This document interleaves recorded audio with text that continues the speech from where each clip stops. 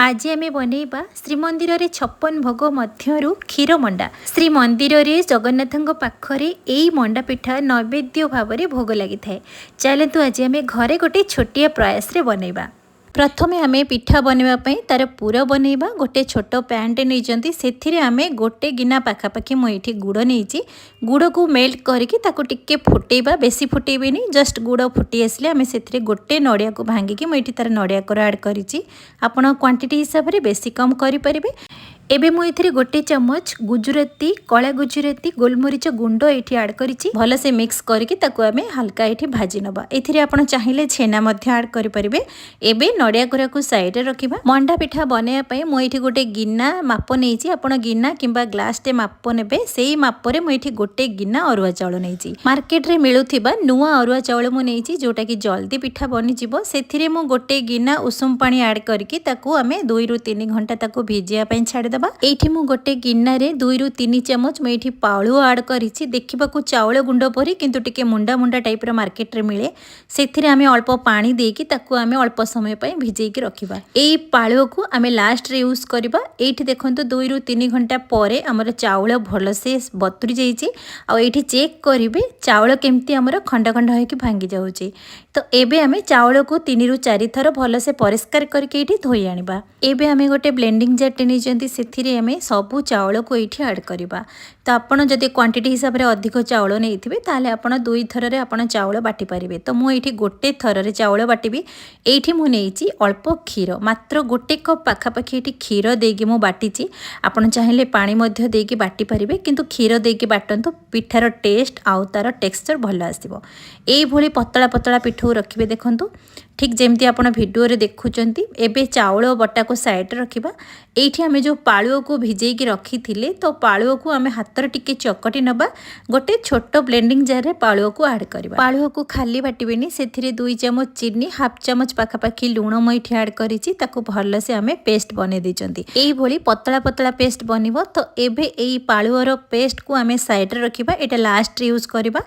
एठी आमे गोटे कढ़ाईटे नहीं जो गिन्ना रे आपण मापिकी चाउल नहीं मु सेई गिन्ना रे मापिकी 1.5 गिन्ना आमे क्षीर ऐड करिसंती। आपण चाहिए पानी मध्य सेम माप रे नहीं परिबे। एठी आमे तेजपत्र अल्प अन्नपूर्णा पत्र ऐड करिछि पिठार बास्ना और टेस्ट पे।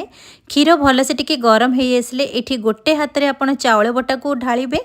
आउ गोटे हाथ रे एम्ति गोळौथिबे। गैस रो फ्लेम को स्लो मीडियम रे रखिबे। हाई करिबेनी कि बेसी स्लो करिबेनी। चाउल बटार आमे जंतुणी देई सल्ला परे एठी आमे ऐड करि पालुओ को जो आमे बाटी थिले से पालुओ पेस्ट को ये ऐड करवा। सेम प्रोसेस रे आपण गोटे हाथ ढालुथिबे आउ गोटे हाथ रे गोळौथिबे। तो एई भली भाव रे धीरे धीरे एमती गोळेबे। देखिबे जंतुणी हमर धीरे धीरे बहलिया हेई आसीबो। आ एई भली टाइप रो काठुआ काठुआ हेई जिवो। बेसी काठुआ भी हबनी कि बेसी पतला भी करिवेनी। एठी आमे गोटे चम्मच गाई घिउ ऐड करबा। जंतुणी बहुत बढ़िया चिकण हेई कि बाहरिबो। जम्मा हमर कढ़े रे लागिबोनी। आ पिठा बहुत खाइबा को टेस्ट लागिबो। एबे हमर जंतुणी परफेक्ट बनी। आपड़ ये देखिकी जानीपे आम कढ़ई रू जंतुणी छाड़ी गलानी। तो एबे आप जानवे जंतुणी आमर परफेक्ट बनी। एबे गैस रो फ्लेम को बंद करके जंतुणी को गोटे प्लेट को काढ़ी आनिबा। आ ताको हल्का हल्का ठंडा हवा को छाड़िबा। एठी जो आमे तेजपत्र आउ अन्नपूर्णा पत्र ये ऐड करथिले तो ये पत्र को आपण एठी काढ़ी देबे। आ ये पत्र को आपण रखिथिबे फिंगिबेनी। लास्ट रे आमे ये पत्र को यूज करबा। तो यही भाव में आप भल से जंतुणी को चकटी नेबे। हल्का टिके पानी हाथ किंबा घिओ हाथ करके आप जंतुणी को भल से चकटी नेबे। एबे हाथ रे अल्प पानी किंबा तेल टिके लगेकी आपण एही भली भाव में जंतुणी को नेकी आपण मंडा पिठा बनेबे। तो जंतुणी जतले आपण हाथ रे धरिके एमती मंडा पिठा शेप रे बनेबे ना हाथ रे जेमती लागिबो आपण जेली धरिचंती। एते तुळा परी नरम आ कणलिया जंतुणी बनीची। तो आपण मन पसंद रे मंडा पिठा जेमिति बनाती से भली टाइप रो आपण गोटे गिन्ना साइज रे बनै देबे। तापरे आपण जो पूर बनैकी रखिथिले नड़िया पूर को सेथिरे ऐड करबा। आपण मन पसंद रे मंडा पिठा जेकोसी साइज रे आपण एठी बनै परिबे। एई जंतुणी एते नरम बनीची। आपण ध्यान रखिकी एठी मंडा पिठा गुडी को बनेबे। धीरे धीरे एई भली भाव रे जंतुणी रे मंडा पिठा बनै सल्ला परे चारिपटे एमती कवर करके आपण जेकोसी शेप रे देई परिबे। तो एई भली भाव रे हमर सब मंडा पिठा गुडी को एमती बनी गला।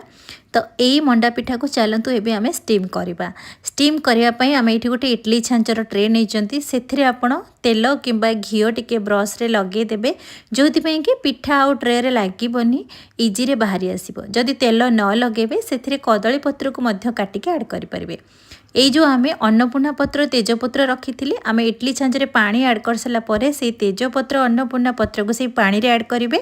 पानी जितेबाला फुटब तार बास्ना पिठा सहित पूरा मिसीज से कही तेजपत्र अन्नपूर्णा पत्र फोपाड़े। तो ये आम पिठा को 5 मिनिट पर्यंत सिझापी देवे। बेसी समय सिझेबेनी कहीं जेहेतु आम जंतुणी बहुत कौलिया नरम बनई बेसी समय जदि पिठा को सिझेबे ताहले पिठा आमर अत्यधिक फाटीज। अलगा मंडा जितेबाला आम बनाती मिनिमम 15 ରୁ 20 मिनिट पर्यंत आम सिझे था किंतु यही मंडा मात्र 5 मिनिट पर्यंत आप सिझेबे बेसी सिझेबेनी। तो ये आप देखिकी जापे पिठा केमती कौलिया आउ तुलतुलिया नरम बनीची पार्टी पड़ला माने ही मिल आप वीडियो को देखिकी ही जापे केते सुंदर भाव में कौलिया पिठा बनीची। पालु आजिकल इजी रे मार्केट रे मिल जाउची। तो आपण ए टिप्स को फॉलो करंतु देखिबे पिठा परफेक्ट बनिबो। जगन्नाथ पाखे जेकोसी पिठा बना जाए शिଳରେ बटा जाए। तो मुझे जेहेतु घरे बनई ब्लेंडिंग जार बनई से आपन को वीडियो रे कहि पार नथिली। आपण जदि चाहिए शिଳରେ मध्य बाटी पारिबे। घरे आपण एइबोली भाव में मंडा पिठा बनईकी श्री जगन्नाथ पाखे नैवेद्य रूप में पिठा को भोग लगे पारिबे। आशा करुछि आज रेसिपी पसंद आसीबो। जदि पसंद आसिला बिंदुरोसेई चैनल को सब्सक्राइब करिनेबे। फेसबुक पेज रे देखुथिले फॉलो करिवे। पुणी देखा हबो नुआ रेसिपी सहित। रहुछि नमस्कार।